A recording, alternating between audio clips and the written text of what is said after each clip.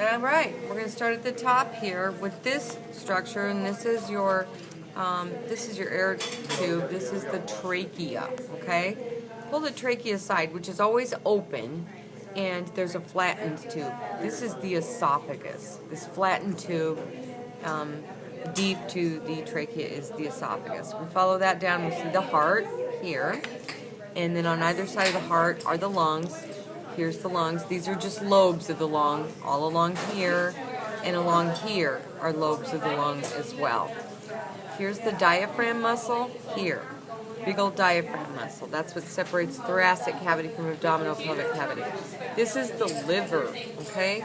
There's a couple lobes of it, so don't get confused. That's the liver.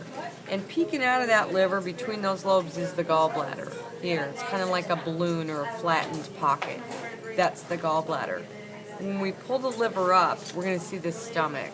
That's what we see here, curved along right here. That's the stomach.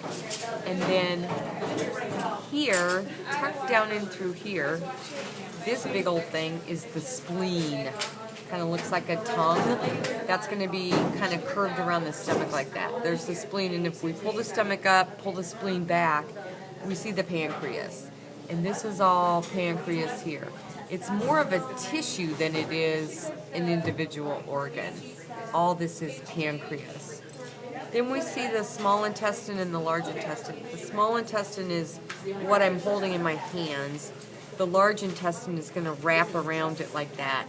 So we can see that the small intestine is actually a lot longer than the large intestine, but the large intestine is larger around in diameter. This is all large intestine. This is small intestine. Then we get down here and we see, let's look at the urinary system. Here's a kidney here, left kidney in my hand, and attached to that is the ureter. That's the tube that leads to the urinary bladder, which is this.